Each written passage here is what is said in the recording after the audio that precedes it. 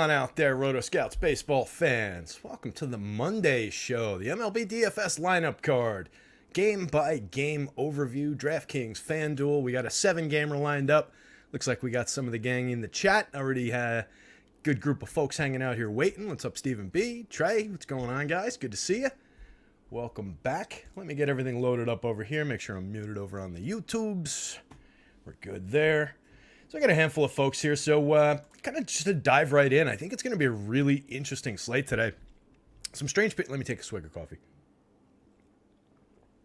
Getting a quick rip off the vaporizer was maybe not the best idea immediately before jumping on air as far as the talking voice to start the show goes, but needed a little pick-me-up after a lot of writing. So like I was saying, I think it's a really interesting slate. There's only a couple... like what I would call good pitchers. I would include Braxton Garrett in that group. I'm still obviously throwing Aaron Nola in that group in a great matchup. But there's a lot of low end or struggling kind of pitching here. We've got the debut for Andrew Abbott, but that's kind of, it's going to be a massive DK play at 4,000. We'll talk about it when we get there. But I think there's some upside going against him, especially on that side if he gets really popular. We've got Blake Snell and like all his crazy warts for walk rate and for allowing too much opportunity on the mound, despite his good strikeout stuff in a team against a team like the Cubs that could capitalize on it. I'm not sure. There's a lot of different directions things could go in terms of the pitching here, and then I think there's a few really good spots for offense on this slate. So I think it's going to be a good one to talk about and kind of go through game by game. I dropped the article and the home run picks and all of that good stuff up on the site. So if you want to go a little bit deeper, make sure to check out the article. I'll definitely talk through probably everything here, but it kind of gives you a little bit rather than trying to keep up with all the nonsense that I'm spewing out on the show and the rambling that I do. You can kind of read it in a little bit more sane, thoughtful format, a lot of the same thoughts. So I think it's a good way to approach the slate here, but let's dive in. I've got the confirmed lineups, I think, for everybody that's been confirmed so far. We've got most of them. So it looks like we'll be able to talk about the realities of the slate pretty well. Excuse me, pretty well here. Let's jump in. Fire this up. And first game on deck. The Tigers against Aaron Nola. This was that spot that I just touched on. I think Nola is clearly our best pitcher of the day overall.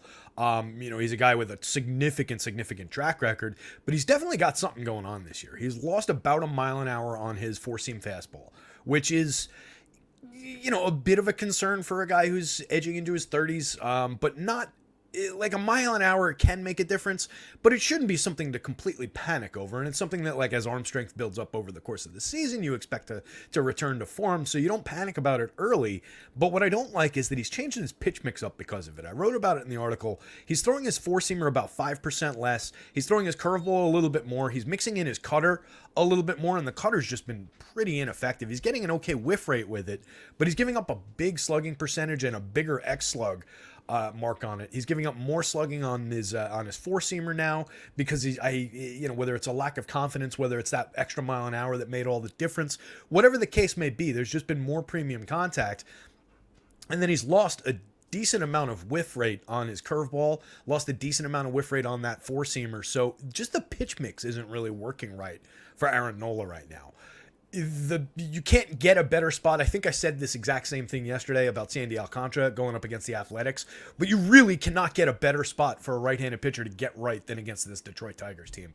They are dead last in baseball in WRC plus against righties, dead last I think by their collective ISO as well. It's just a bad baseball team. There's plenty of strikeouts available in this lineup. A guy like Aaron Nola should come out here and dominate this Tigers team.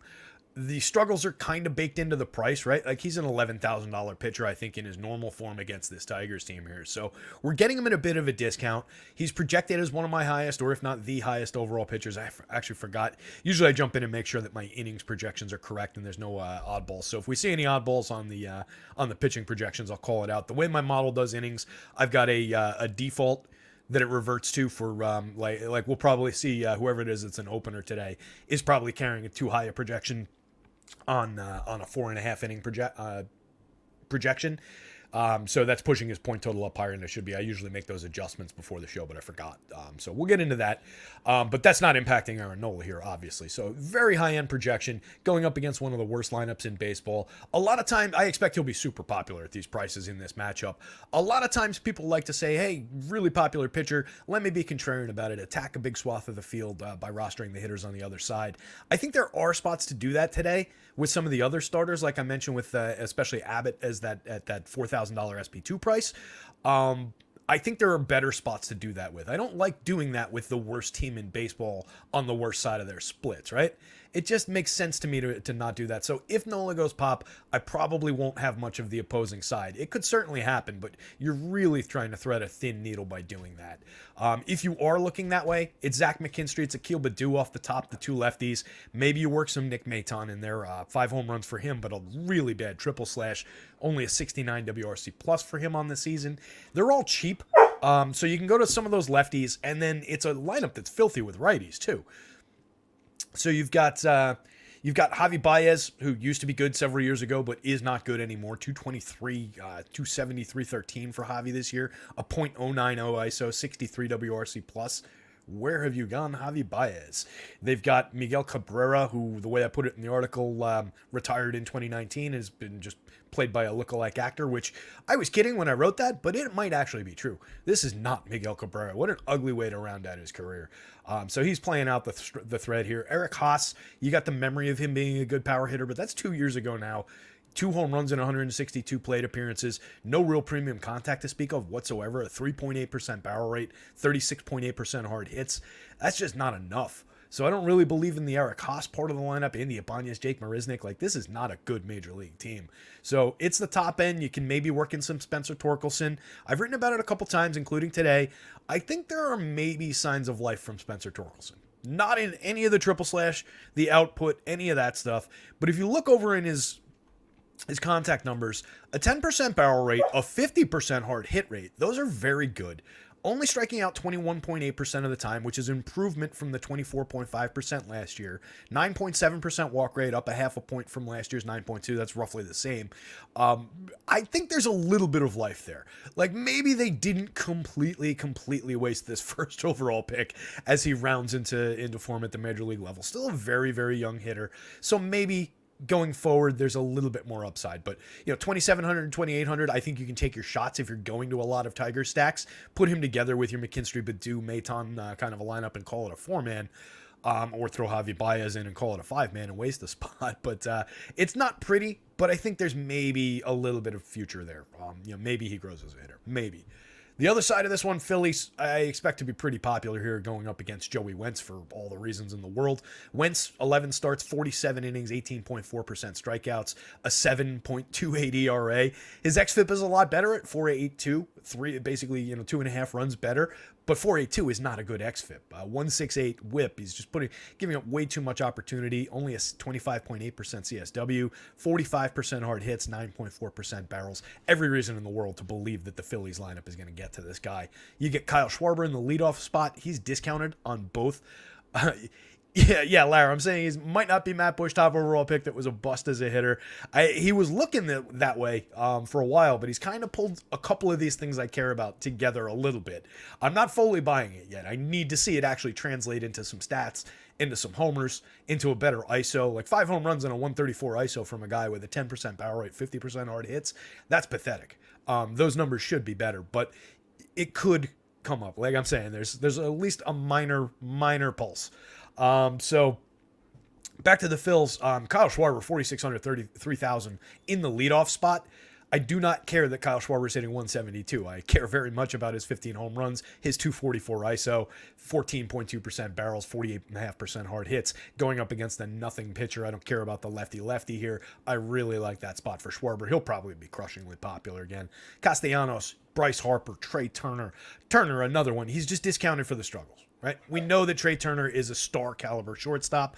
At 3,000, you can roster him all day on the FanDuel slate. 5,100 is a nice discount on DK from where he would normally be, probably pushing high $5,000, $6,000 kind of a price. So he is discounted. That's still a little bit high in terms of what we've gotten from him this season, but there's every reason in the world, again, to believe in Trey Turner. So that's a great top 4. JT Realmuto, 5 homers, 7 stolen bases, a 189 ISO, creating runs at league average, despite some struggles in the triple slash. Just a dynamite catcher where you have to play catchers. You can use him at 2,800 where you don't need to play catchers. Stott hitting 6th. I like him better in the leadoff role. He's a better correlated scoring play there. And then you don't get any Brandon Marsh down the bottom of the lineup. No Cody Clemens. You get the Drew Ellis, Edmundo Sosa, Dalton Guthrie version of the lineup. They're all very cheap, so it helps you roster this team in mix and match combinations. A couple of those guys hit from, or all 3 of those guys hit from the right side of the plate. If I'm picking one, Ellis has been productive in his 14 plate appearances. 2 homers, it's a tiny sample, so it doesn't mean anything. But 2 homers, 22.2% barrels in that 14 plate appearance sample. Edmundo Sosa I touched on the other day and then kind of retracted it, and then he went out and hit a home run. He's one of those like low end, could bend a slate with a weird, low end home run. The Michael A. Taylors, the Martin Maldonado types that always hit the bottom of the lineup. Cheap prices, no ownership. So that's what you're getting out of Sosa. He could get to this pitcher for sure, but you're taking a low end opportunity, and the cost is baked in. Let me tell Joker to be quiet for a minute. Joker, be quiet. Go lay down. Come on. I think he's remembering what shows are like slowly. He's been a little bit less like uppity and frantic in recent shows, and now he's just leaving the room. All right, that works too. Let's move on. Royals against the Marlins. I really like this pitching spot on the Marlins side. I expect Braxton Garrett to gain a little bit of popularity, more so than he has in maybe some recent outings. 8,300, 9,000 is a great price for this pitcher in this matchup. You can see the Royals confirmed lineup, 26.3% overall strikeout rate. They struggle against the slider as well, and that's Garrett's primary pitch. He's got a 40+% whiff rate on it. He's been pitching really, really well. He's boosting his strikeout rate. It's gone up steadily over the course of time. He's now at 23.8%, only walking 5.3%, 12.5% swinging strike rate, and 31.1% CSW. His innings total didn't qualify in the stats when I looked it up, but among pitchers with more than 50 innings pitched this year, that CSW ranked 6th in baseball. That's a really good CSW. He throws a ton of strikes, pitching really, really well. There's still a little bit around the premium contact, right? We're a little concerned. 9.4% barrels, 47.2% hard hits, 91.6 miles an hour average exit velo, and a 3.52% home run rate. But a 7.9 degree average launch angle tells me that this is mostly comprised of a few mistakes. The barrels, the hard hit rate, then the exit velocity, like a guy, when we look at the Logan Webbs and the Frombers of the world, not that he keeps the ball down to that degree, but if you remember when we talk about those guys, you see elevated hard hit rates, but if the ball's hit hard on the ground, we don't really care. So it's just when those guys make mistakes, and I think Garrett's starting to trend in kind of that direction. So I'm not as concerned about the home runs and the exit velo as you might otherwise be with other pitchers, and I just love the strikeout upside. I'm actually going to probably take the I don't do a ton of betting, but I really like the opportunity on Garrett. I think it's just a 5.5 strikeout over-under. So nice little spot there. You could even boost that probably by another strikeout and gain some odds and take that one as well. I really expect a good game from Garrett here. I will have some Royals on the other side. This is one of the spots where I do expect his ownership to be fairly elevated at these prices, and I think he's well worth it, and I prefer the Garrett side. But I do think you can draw some shares of top 4 plus a few oddball Michael Massey's, a few oddball Eduardo Olivares's if you're building a bunch of these, but it's not great. There's a ton of strikeouts there. Nick Prado, Bobby Witt, MJ Melendez, Sal Perez, so you don't even get Vinny Pasquantino in the lineup, who is their one guy who's difficult to strike out. Sal Perez is obviously a very challenging hitter with all his power and only a 20.5% strikeout rate. Bobby Witt 22.5, but those are league average-ish kind of numbers. And then like Nicky Lopez and Olivares in the 17s down the bottom of the lineup. You don't care that they're difficult to strike out because they're not really overly threatening hitters. Pasquantino does both well, but he's not in the lineup. So a little bit of a bump there for Garrett. A couple of lefties in the top end there. I think he's got a really nice opportunity here. So if I'm rostering Royals, it's those top 4 and maybe grab some one-off shares as mix and matches to make things work. There's certainly multi-position, some cheap guys in that lineup. If you're home run hunting with that lineup, it's probably Sal Perez. But Bobby Witt could get you one from the right side. He's got 10 on the year, 18 stolen bases. Weird season for Witt. 233, 269, 425. To steal 18 bases while only getting on at a 269 clip, That's a speedy dude, if nothing else, right? I believe in Bobby Witt. I think this is going to be a star caliber player sooner than later. 13% barrels, all that power, all that speed. He's just got to get on base more, really. Got to bring the hit tool around, get on base more, and he's there. The power's there, the stolen bases are there. So really like the opportunity for Witt. But for me, this is a Braxton Garrett spot. I think you can go to the Marlins bats here as well, going up against Carlos Hernandez as an opener, and then Michael Mayers as a bulk reliever. This is the guy I was thinking of. See, the 25.5, this is on a 4.5 inning projection, or maybe even higher based on Hernandez. Maybe it's looking at him as a starter. But he's only going to go an inning, maybe an inning and change here. So do not factor that projection for this pitcher in whatsoever. 31.9% strikeout rate. That's great in 28 and a third, all an inning at a time. He's a true reliever type of a pitcher here. So don't need any shares of Hernandez. I don't think you get away with the Mayers play either as the bulk relief option. He had one or two good outings in that role, but overall I don't think that much of him as a pitcher, and his price was a little bit elevated. So it just seemed like an oddball spot to try and get away with that. If somebody's got a really compelling reason or has been sold on doing that all day, I don't necessarily want to talk you out of it because we have seen it work a few times in recent weeks, but it doesn't look like the ideal spot to do that with for me.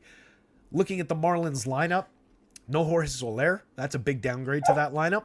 Not that it really boosts the chances for the Royals pitching overall, but it definitely takes a threatening bat out of that lineup with all his home run upside.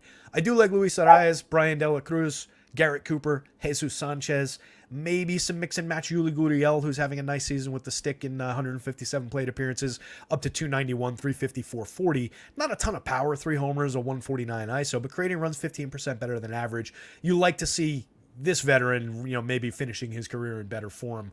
He won a batting title, then struggled badly last year, and now looks to be back, in the latter part of his career, back to form a little bit. And just a terrific player. I've talked about Gurriel a few times. Dude who was stuck in Cuba until he was, like 31, 32, and then had an excellent career for the few years that he got in the majors. But would have been a star caliber player, if not on I don't want to saying that he would have been a Hall of Famer is a stretch, right? But I think a star caliber player more so than what we got from Julie is perfectly fair to say. His younger brother Lourdes Gurriel is getting a much longer career. There was I think like a 10-year gap between those two. Nick Fortes, Nick Fortes, Joey Wendell, John Birdie, Jonathan Davis rounds out the bottom of the lineup. They're all cheap. They're all easy to play. None of them are overly compelling options, though. I would say probably out of that group, Nick Fortes as a catcher, 3,600, you get a little bit of power upside from him. Had a handful of home runs last year. Joey Wendell's a hit tool speed guy, so is John Birdie. Birdie led the league with 41 stolen bases last year. This year he's only got 7 in 182 plate appearances, only getting on at a 317 clip. So it hasn't been great for Birdie. So that one for me, very enthusiastic about the Braxton Garrett play. Some shares of Marlins. Jesus Sanchez was actually my overall home run pick today. I like the little 9.8 one that he's getting there. Just kind of wanted to throw an odd duck one in today. There's guys with better ratings, obviously, including Soler was pulling a better rating when he was in the lineup, but now he's not. So it's Braxton Garrett, the Marlins. If you want to hedge with some Royals, it's not the worst decision in the world, but it's also not a great version of that lineup. Athletics and the Pirates. This is an interesting one. 2 lousy teams going against each other. Pirates better than the Athletics. They can both get involved from time to time, like we saw the Athletics ruin Sandy Alcantara's day yesterday in very, very frustrating fashion. But overall, 2 pretty low-end lineups. I think you can go to pitching on both sides of this one. JP Sears has been a little bit up and down, but has been pitching well overall. His last 2 starts were weird in that he was limited in the strikeouts, if I'm remembering correctly. But overall, a 22.2% strikeout rate, 4.37 ERA, a 4.88 xFIP, 4.5 on the walks. He's allowing too much premium contact with a 5.35% home run rate, 41.3% barrels, 41.3% hard hits, 12.8% barrels. So there's a little bit too much premium contact there, but that's baked in at a $7,600, $7,000 price. I think you can even get away with FanDuel shares. But at 7,600, he's definitely on the SP2 board for DraftKings. That's a spot you can go to here. It might not work out. The Pirates have definitely been a little bit frisky. There's a lot of right-handed hitting. You can see all these guys will be hitting from the right side of the plate. Ji-hwan Bae, the only guy really on the left side of the plate to start the game here. So a lot of good options in the Pirates stack. So I would hedge that. I would go as a both sides approach. Limited shares on both. I'm not going to get carried away with either one. You can see that Sears doesn't exactly project well here. And I would prefer probably the Pirates bat side of that equation. But I do think there's, playable potential in going to Sears. At the same time, Oviedo probably looks like the better of the two options on the other side. 6,900 is a great price for him on the DK slate going up against this A's team. 8,400 on the FanDuel slate is perfectly playable. You can see the projection. He projects pretty well here. So I'm believing that one going up against this inept A's team. They can pull things together from time to time and create a couple of runs, but overall there's just not a lot to like about this team. I got to remember to fix JJ Bleday in the names table here at some point, which I keep mentioning every day and then never going back and actually doing. But you can see there's plenty of strikeouts available up and down this lineup. Confirmed version of the lineup has Rooker in it. I didn't have him in the projected. That's just going to add more strikeout upside for Yohan Oviedo here. Overall, he's sitting at 19.8% over 11 starts. He was a little bit better for strikeouts last year, 22.3% in 56 innings, 8 starts. Decent ERA last year, decent xFIP. The ERA's up a little bit this year. The xFIP's up a little bit more. Too many walks this year, too high a whip, but decent 11.2% swinging strike rate, 28.3% CSW. The premium contact has not been bad year over year, 6.2% barrels last year, 5.9% this year. Limiting home runs, 2.07% last year, 1.87% this year. So if you think about the only thing that the A's might do from time to time outside of Ruiz and all his speed stealing bases is those oddball Brent Rooker home runs, the idea of some Seth Brown power. If he's going to limit that, what else is this A's team really going to throw at him here? So I'm enthusiastic about the Yohan Oviedo play, oddly, for price. I think he can definitely get there. I would say that you can roster some lousy A's in going back against him. This is another one of those spots. Bad team, but you're not going up against Aaron Nola when you do it with the bad team. And I think the A's are a little bit better than the Tigers, just a tiny, tiny little bit. But begrudging respect, at least for the A's, in terms of the Ryan Noda, JJ Bleday, Seth Brown, the lefties, basically. So it would be like Estuary off the top as a decent leadoff hitter. Needs to get on base more, but all that speed is certainly valuable up there. So it would be like Ruiz, Noda, Brown, Bleday for me. And then maybe you click in like a Carlos Perez if you're playing on DK where you need the catcher. If you want to go Brent Rooker, fine, but you guys know I don't believe. I think I've sold that concept, and just look at his May numbers for enough evidence. He's still got the same 11 home runs he had coming up on a month ago now. We're a week away from him not hitting a home run in a month, just for the record. So not a big fan of the Rooker side of things. So if I'm going to the Pirates lineup, on the other side going against Sears, it's certainly the guys up at the top three with McCutchen, Brian Reynolds, and Connor Joe. A lot of right-handed production there. 8 home runs for McCutch, 7 stolen bases. The opposite 7 home runs, 8 stolen bases for Reynolds, and then Joe sitting at 6 and 3. He cooled off a little bit after a hot start, which you could say about all 3 of these guys. But I think there's enough quality at fair prices there from the right side of the plate that you can go to them, and then you can put them together with Rodolfo Castro probably from the 5 spot. Carlos Santana's just been bad. He'll be hitting from the right side against Sears here too, but he's just been kind of low end so far this season. 4% barrel rate, 33.3% hard hits.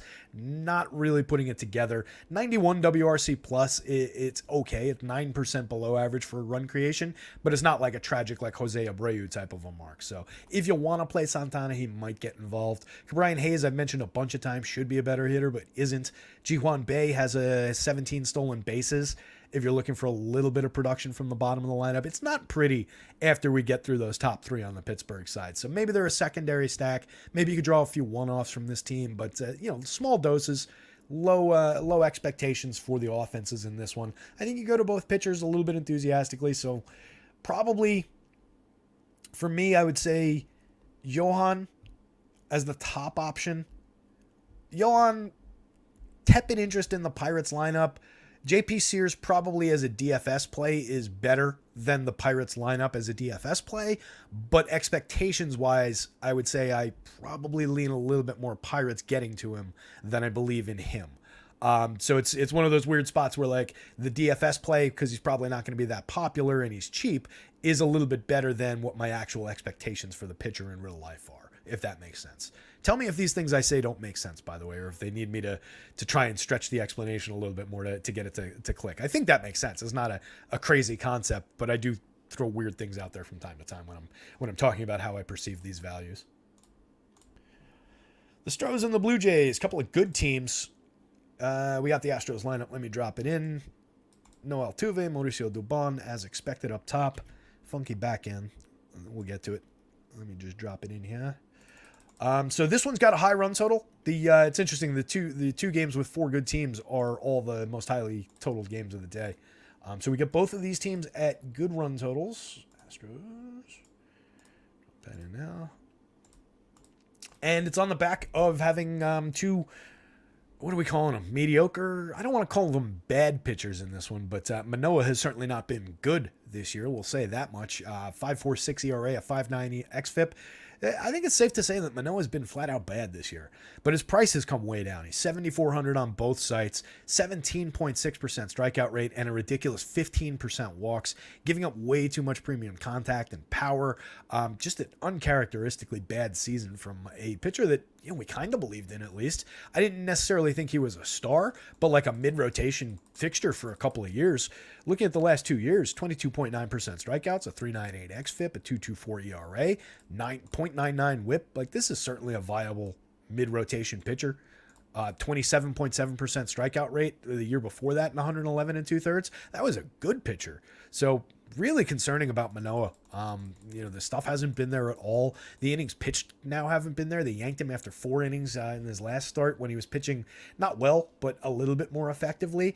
The start before that, he was bad and I think only lasted 3 innings. So there's not a lot to hang your hat on with Alek Manoah here. I think I need to see him start to perform better before I really want to go there.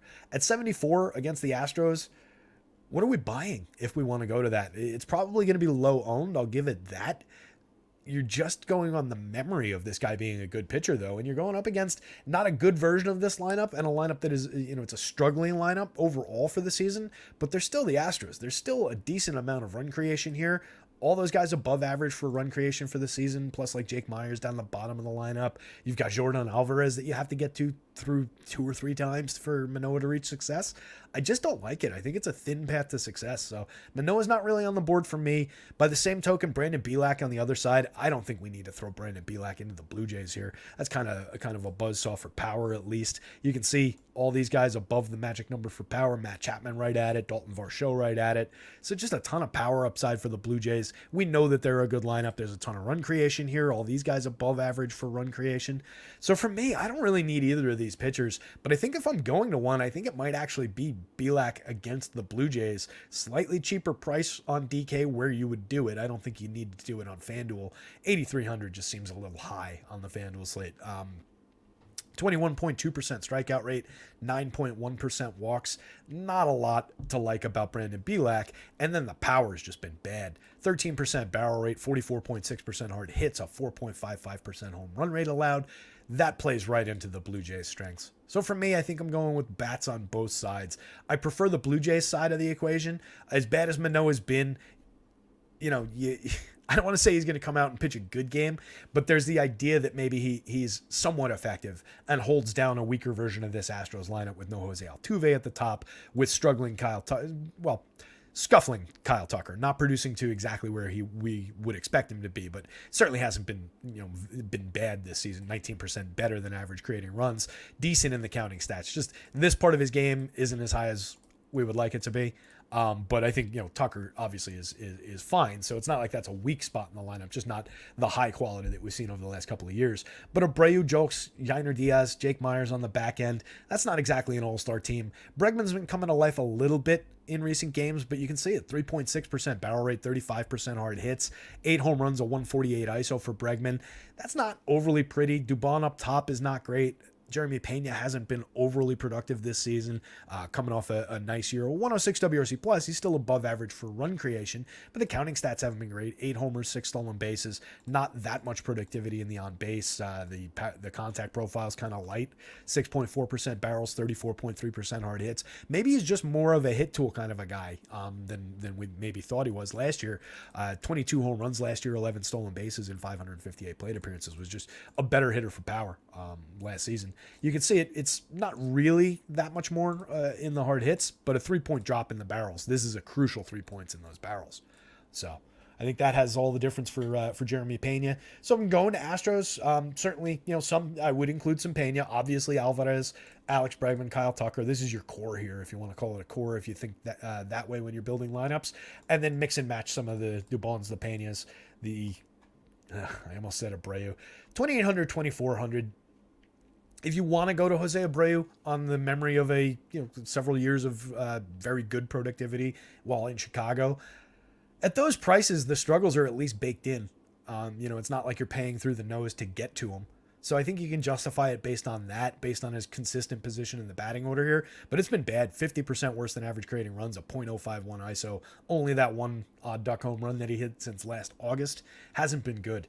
So it's a light stack for me for the Astros, but I prefer the Astros stack to Alek Manoah shares. And then the Blue Jays, I think I'm going to be fairly heavily invested in against BLAC here. I'll see what their popularity looks like. They'll probably get a fair amount of popularity. They're not that expensive for their talents. Everybody in the mid to low fives from the hitters that you would want on the DraftKings slate, mid threes on the FanDuel slate, and then it drops down to the threes and fours on both sides, or the mid twos on the FanDuel slate here. So I think you can roster the Blue Jays basically up and down. Alejandro Kirk, Kevin Biggio, Kevin Kiermaier in the bottom third isn't ideal, but any one of those guys can give you a productive day at the plate. Probably least of which Biggio. He's got a little bit of pop, 161 ISO, 4 home runs on the season, but only 172, 258, 333. We kind of know at this point that Kevin Biggio is not great at the plate, but only 2,500, 2,300. If you get that home run out of him, it's probably going to be low owned. And he does have an 11.1% barrel rate on the season. So something to, kind of maybe hope for there if you're going to Blue Jays. Larry C says, Manoah stinks. I have him on my dynasty team. He's killing my team. Yeah, my dynasty team has Aaron Nola on it. It has Sandy Alcantara on it. It has so many guys that are good players that I know in my heart are star caliber guys that are just excellent and have just all completely collapsed. That actually reminds me, I think I'm too late. What time does that first game start? Is that 4:30? Bear with me 1 second. Did we get it? Does anybody know if we got any news on Aaron Judge? He hurt his toe, and they were sending him for more testing. The lineup's locked anyway. Oh well. Judge's in my lineup, so let's hope that his toe comes back as not broken. You would think that that's something that doesn't need additional testing. Is your toe broken? Is it not? Can you walk? Can you run? These are simple questions. I don't know why a toe injury needs additional testing before we can decide whether or not he needs to go to the IL or whether or not he'll be in the lineup starting tomorrow. It's just a pain in the ass. I hate when that happens with weekly locks, and it's happened multiple times to me this season. So, yeah, I feel your pain on the dying on the Vine Dynasty team there. Let's move on. 3 games to talk about here. Brewers and the Reds. We probably got the lineups for this one. Yes, we do. 6:40 lock, by the way, today, guys. Remember that. So we'll try and leave with 2 hours to build lineups, to watch other content out in the industry from our pals. I'm sure they'll be putting some good stuff out. I think they go on at 45 today. So there's the Brewers. Here's the Reds. So we'll talk about this one. And this is obviously the interesting pitching spot of the day. Your value pitcher du jour is on DraftKings anyway, is certainly Mr. Andrew Abbott. 4,000, I think he's going to be just crushingly popular. He posted Bugs Bunny strikeout numbers in his couple of AA starts. I'll open up my article and read it real quick because it's just eye-popping numbers. Let's see. Abbott is an interesting option in this one. The lefty comes in, blah, blah, blah, blah, blah. 3 starts in AA this season. A 1.15 ERA, a 0.18 xFIP. His actual FIP was a negative number. EMAC wrote about this today, too, and he sent me what he wrote. His actual FIP was a negative number. I had never seen that before, neither at EMAC. But just bonkers numbers in his 3 AA starts. 64.3% strikeout rate. So basically double an outstanding strikeout rate in those 3 starts in in Double-A. Just was obviously, he was like a college pitcher pitching against little leaguers, is the way I put it in the article at that point. They brought him up to Triple-A. More realistic numbers there: 34.8% strikeout rate, still outstanding. 9% walk rate, a 3.05 ERA, a 3.58 xFIP in 38 and a third 7 starts at Triple-A this year. Very, very real expectation of strikeouts. He could run into some trouble with the walks. He could run into some trouble with premium contact against. Flashing some good numbers here in the power index for the Brewers, but keep in mind there's going to be some placeholder numbers baked into that. That's how I handle these rookie starters. Some of it is based on his track record in AAA. Some of it is based on projection, and then some of it is carried by a placeholder here. So it's a little bit of a hybrid number, but I think there's some potential for some power going up against him in this ballpark, in the bandbox in Cincinnati, in these hitting conditions. So this is the spot that I primarily had in mind when I was saying take a team with, some potential against one of those highly, highly owned pitchers. I expect Abbott is going to be super duper popular at that 4,000 price on DK. I do think you can play him at 8,000 on FanDuel. Whether they give him 6 innings to chase that quality start if he's going well is maybe a little bit of a question mark in my mind. Like if you get 5 clean, he struck out 6, 7, something like that in his major league debut. Do they want to push him to that 6th inning, put him through a third time through the lineup? I'm not sure they do that to the kid in his debut here. So, maybe there's a little bit thinner of a path on the FanDuel slate, but I think at 8,000, assuming those strikeouts, that's probably playable there. But 4,000 on DK, he can be in a ton of lineups. And I think my point was, I think that's a spot where you can roster some of these Brewers against him. So it's both sides are there for me. The idea of a $3,800, $2,800 Andrew Monasterio, Owen Miller leading off, cheap prices for a guy who's been very productive at the plate this year. 319, 358, 475, creating runs 27% better than average, 4 home runs, 8 stolen bases. It's not like we think Owen Miller's a star by any means, all of a sudden in his career, but it's not like they're pricing him like one. They're giving you multi-position for very cheap prices from the leadoff spot. Extra plate appearance there. I really like that. Andrew Monasterio in the 2nd spot got punched in the head yesterday and came out of the game, but wasn't actually injured. They were just like, hey, maybe, let's hope he didn't get a concussion. Let's take him out for precautionary reasons. Right back in the lineup, hitting 2nd today, 2,300 shortstop on both sites. You'll like the upside for that. He's not projected in my model. I have to go back and I only update the backbone projections from time to time because I don't want it to get carried away with recent performance or anything like that. So I have to just go and make some updates to get him to project here. That's why his home run total and his projection are both blank there. But don't worry about that. I think it's an interesting enough spot. William Contreras, Christian Yelich, Brian Anderson, Luis Urias back in the lineup. I hadn't spotted that yet. That's an interesting spot. Decent power hitting infielder, 4,200s. Holy shit, dead minimum Luis Urias on the FanDuel slate. Let's call that out as a excellent opportunity. 3 positions, 3rd base, shortstop, 2nd base for the dead minimum price. That's a mistake. Urias hit 16 home runs last year in 472 plate appearances, a 165 ISO, created runs 10% better than average. Was better the year before, 23 home runs, a 196 ISO in 570 plate appearances. Productive hitter to have at the dead minimum. I like that a lot. That's basically your from the Brewers, your John Singleton today. He was coming in at the dead minimum the last couple of days. We got him. We got Blake Perkins. Perkins is at the bottom of the lineup today for 2,100, dead minimum on FanDuel as well. Lot of cheap prices to throw back the other way and a ton of pitcher ownership here. I kind of think that the Brewers are an interesting DFS spot. This could certainly go pop. Abbott seems like he's going to be an excellent pitcher. Could come in and just totally shut this team out, rack up a bunch of strikeouts. But going up against a kid in this ballpark, these hitting conditions, with a productive enough lineup that got a hitter like Urias back at the minimum, that has a guy like Monasterio at 2,300 at the cheap price at the top of the lineup, Blake Perkins at the bottom of the lineup, and then we're not sleeping, of course, on Rowdy Tellez for 4,600, 3,000, his 12 home runs, his light tower power. This is an interesting spot.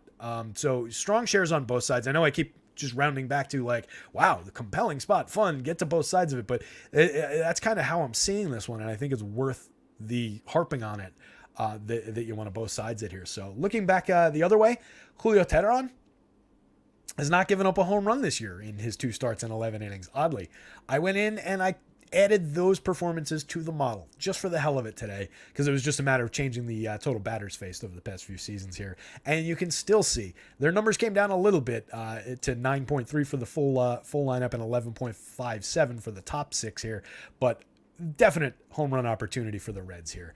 let's not pretend like Julio Teheran is suddenly a good pitcher. He had a couple flashes throughout the early part of his career, but then kind of fell apart over time. He's sitting at a .082 ERA in his 2 starts, but you can see the xFIP right there. That kind of tells the story. 5.38 xFIP to a .082 ERA in those 2 starts. He gave up an 8.3% barrel rate, 90.8 miles an hour average exit velo in the starts. So it seems like he kind of got a little lucky to not give up a home run yet. I think they're coming. I think it's a good spot for Reds hitting. You can stack this team all day long. I like the options with Matt McClain and Jake Fraley up at the top, followed by Jonathan India.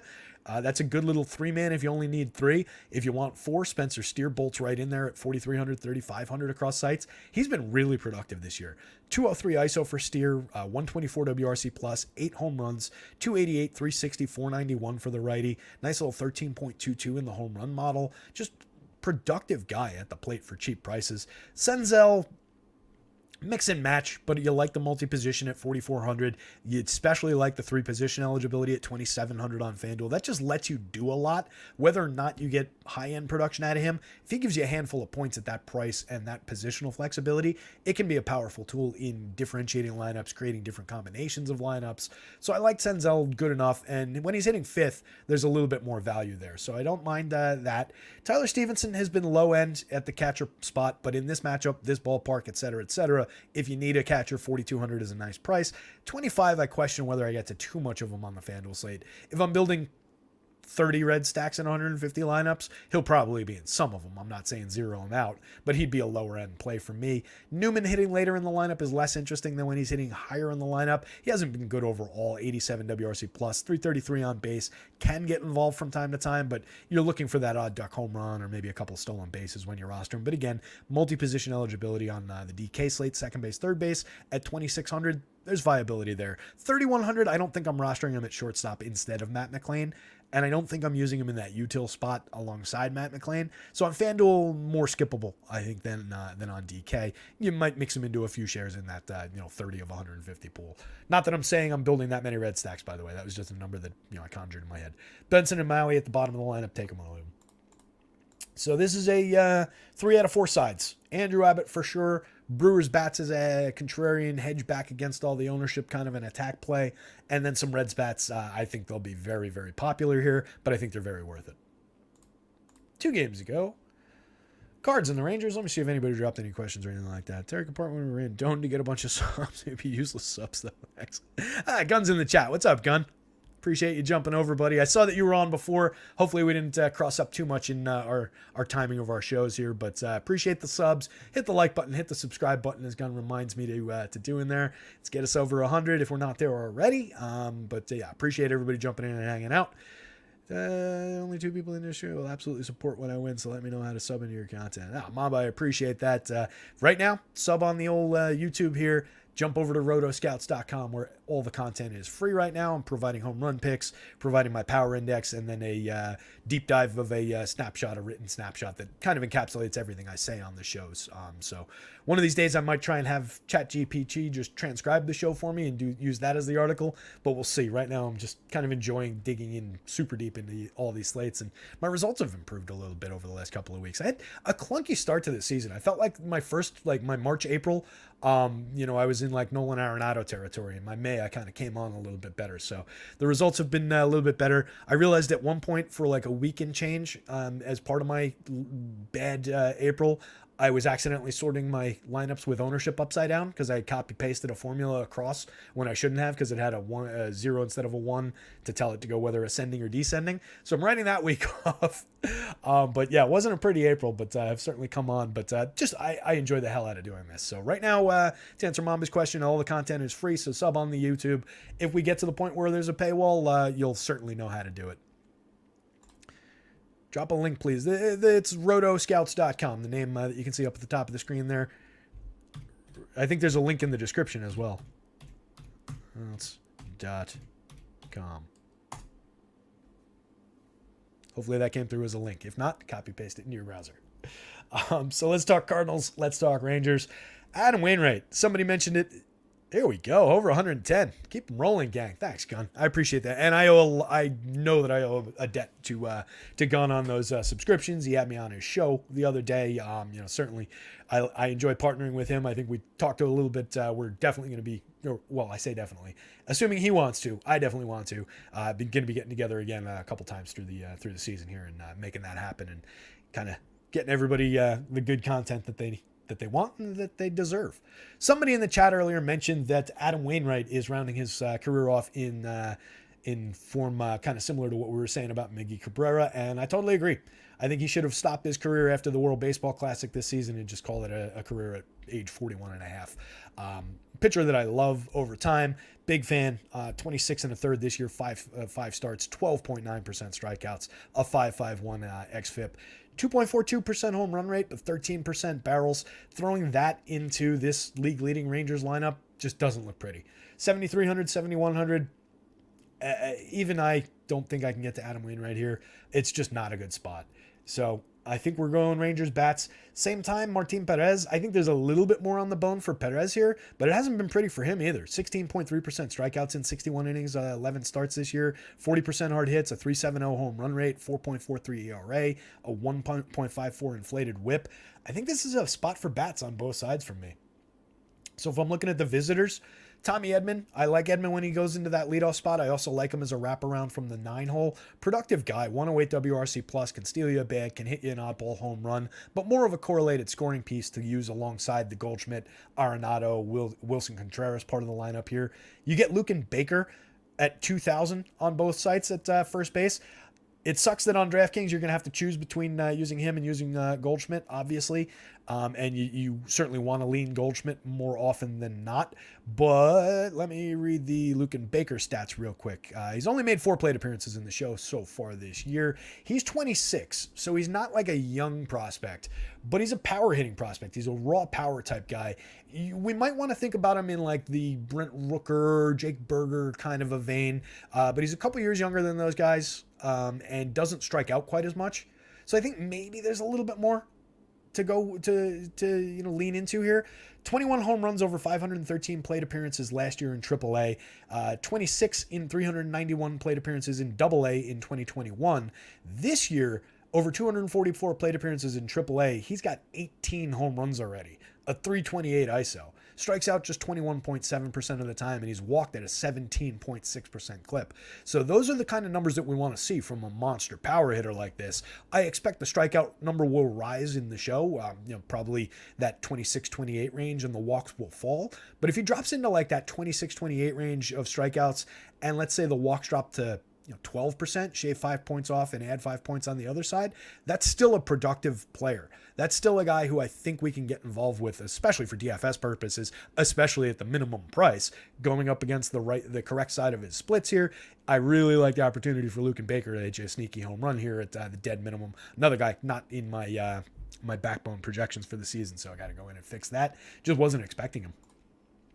Paul DeJong has been productive in his 132 plate appearances. It was a hot start, and I think he's cooled a little bit, but overall, 124 WRC plus, 8 homers. You can go to the veteran DeJong for cheap prices. Brendan Donovan is cheap. He's on the left side of the plate later in the lineup against the lefty, but against Perez, I think you can probably get away with it at 29, 27. 101 WRC plus, 6 homers, 4 stolen bases for Donovan. Jordan Walker back in the show as well. Struggled a little bit early in the season, sitting 259, 308, 365, went back to the minors, 11% worse than average creating runs, but still a premium prospect. So I think we can go to Jordan Walker here. And you can see, even with the struggles, a 50% hard hit rate in the small sample. So that's plenty worthwhile going to at 3,100, 2,700. Outfielder now, not an infielder anymore. I think he was third base when he came up initially. So we're getting him in the outfield. I'd probably prefer going to him than Oscar Mercado from the bottom of the lineup. Mercado is a guy who has produced minor counting stats over, in seasons past when he was with, what was that, the Guardians, right? If I'm remembering him as the correct guy. But not a high end option certainly. But 1 through 8, I think this lineup plays pretty well, and then you bolt on some shares of Mercado if you want to. Same time, I think you're throwing Rangers bats back against Adam Wainwright here. Certainly plenty of contact available. The premium contact and the level of just not striking anybody out. 5.9% swinging strike rate, 12.9% strikeouts, and all these barrels. I think that adds up to just a lot of run scoring here. If not home runs, run scoring for sure for this Rangers team. And they've been on fire basically all season. They lead the league in runs. They lead the league in runs per game. You're getting the version of the lineup that has both Jonah Heim and Mitch Garver in it, plus Ezekiel Duran, who was banged up and was day-to-day coming into this one. All three of those guys in the confirmed lineup just fills this team out even more than they were through the first third of the season when they were playing such outrageous baseball. So gotta love this Rangers lineup.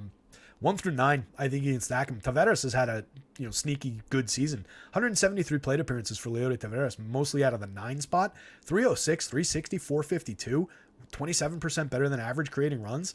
Only 3 homers and 5 stolen bases when it comes to the counting stats, but he only costs 3,400, 2,900. He's a guy who was like a decently well-regarded prospect coming up. A lot of speed, good hit tool, and the idea of like that mid-range power, not, I don't want to say like Tim Anderson level where you were getting like double digit, like 20 home run type of power production, but certainly 20 steal upside.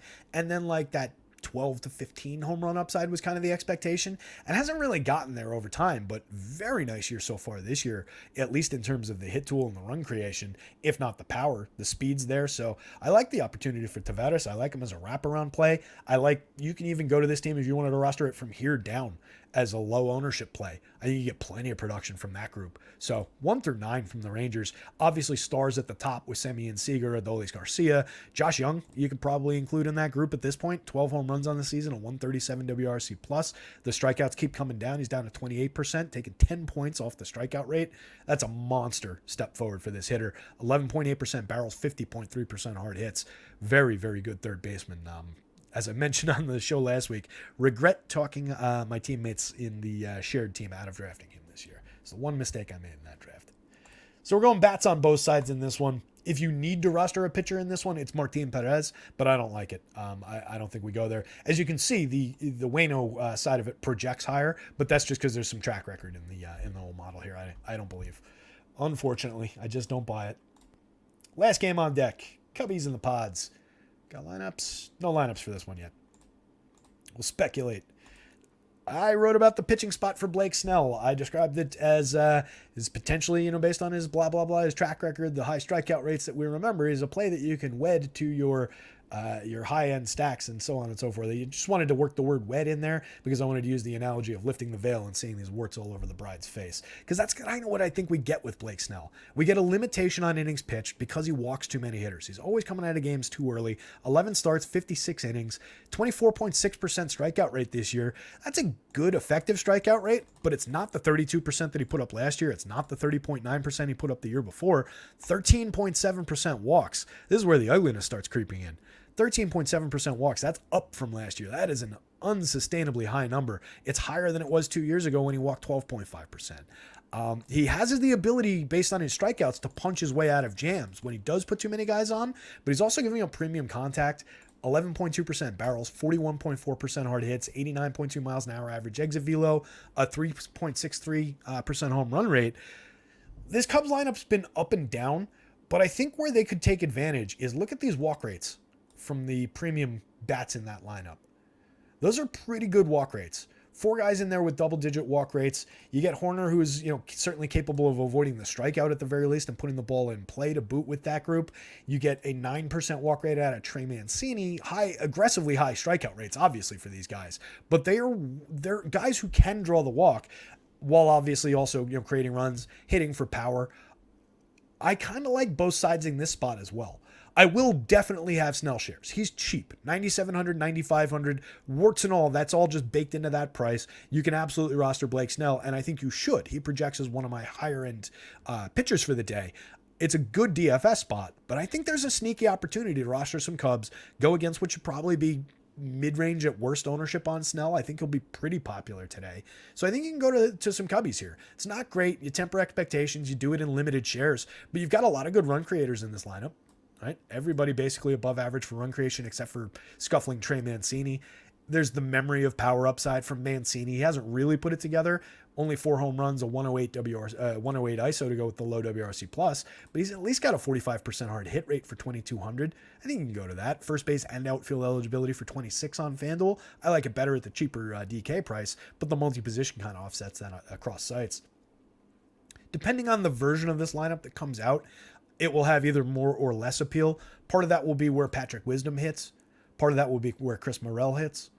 And then like the John Gomes, the Miguel Amaya spots, we'll see what happens there. But the top end is basically secure, in that these guys are most likely going to be there, most likely going to provide at least the idea of upside. Some power, some stolen base acumen from all of those guys. Dansby has been better for power in years past. 6 home runs so far in 254 plate appearances, but the contact is still there. The barrels are up year over year. Hard hits are down 3 points, but barrels are up. So I believe in Dansby in the long term. Plenty of opportunity for him today from the right side. A lot of righty hitters in this lineup as well. So I think handedness, based on the ability to draw some walks, hit for power, create runs, there's some upside here for the Cubs. Both sides, that side of the equation. And then Kyle Hendricks. Oh boy, is this an opportunity. You can definitely roster some Padres bats against Kyle Hendricks. They got Manny Machado back to kind of stretch the lineup a little bit. Gary Sanchez in the lineup now to stretch the lineup maybe a little bit, or put holes in the lineup if he's striking out instead of hitting home runs. Gary, as we've talked about, just needs to make contact. When he does, the ball travels great distances in a very small amount of time. So you like going to Gary here, 26 plate appearances, 2 home runs.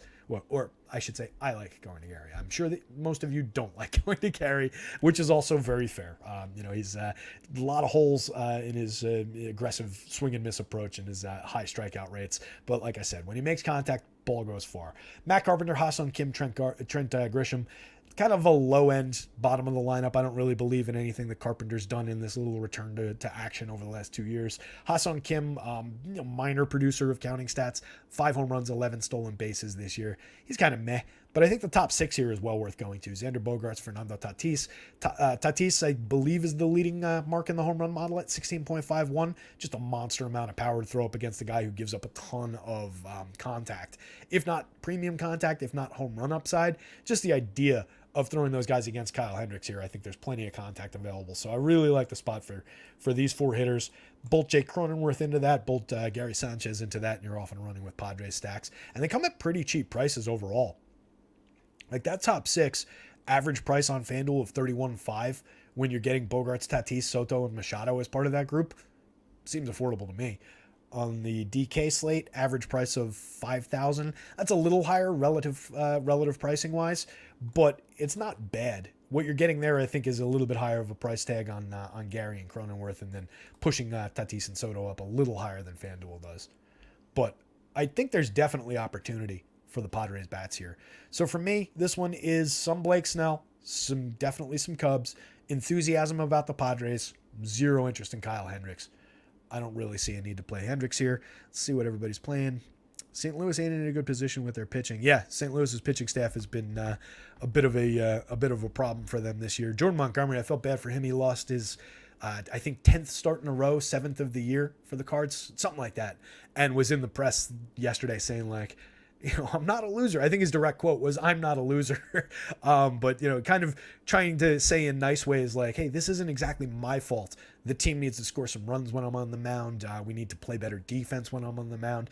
A handful of runs were scored, but I think only 1 or 2 of them were earned runs in his last outing. So he was just frustrated. Yeah, Larry, I think Gary was also not projected in the. I think this is just because he's absent from part of it. I'll go back and check, actually. I don't know why, because that should be blank and not a 0. That's something I got to fix there. Good. Thank you for pointing that out, Larry. I hadn't noticed that yet, because he does draw a projection, but it's probably just based on a broken back end because just wasn't on a team to start the year. So I'll have to go in and check that one. So what do I have to check? I got to check JJ Bleday. I got to add the premium rookie, and I got to fix Gary Sanchez. At some point, I'll take a few minutes and go through the overall model and just do a little bit of a tune-up. Since I'm showing you guys all these numbers, it definitely seems worth doing. I don't like doing that with holes in the lineup here, but that's just a little odd result there. It's certainly a higher than 0 chance for Gary to hit a home run with all his premium contact.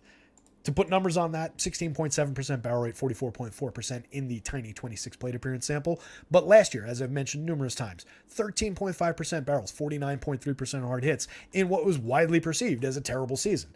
He hit 16 home runs in 471 plate appearances last year, 172 ISO. The strikeouts are bad, we know that, but he's a guy who belongs on a major league team, specifically when there's DH available. You don't probably want him as your catcher all that frequently, but when you've got a DH option, I think you can do a lot worse than Gary Sanchez from a Major League Baseball perspective of it. I appreciate it, Larry, pointing that out about Gary. So let's take a quick look over at the pitching totals. Remember, I didn't get a chance to tour through the innings, so we might have some weird results here when we look at this all together. So we'll go through it and make sure that this is all correct.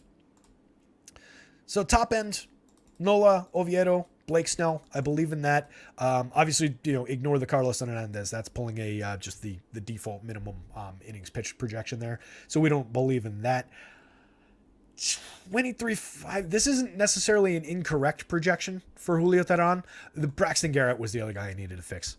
I'm sure he's drawing a low innings projection. So Garrett, I would vault to above Oviedo. If I'm ranking it, I'm saying probably Nola, Garrett, Oviedo, Snell as my top 4. And then I think we maybe mix in some JP Sears as a value play.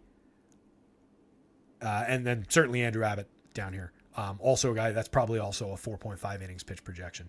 I would venture to guess, just because he wasn't in the model necessarily. There's a little bug flying around in here.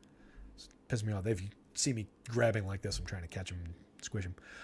So yeah, I think we're looking at, I don't really have interest in Manoah, but if you wanted to, wrestle with the idea of what he's done in the past, that's what you're kind of going to when you're rostering him against the Astros here. I don't really like that spot. Don't really think much of any of these guys down toward the bottom here. So let me do it this way.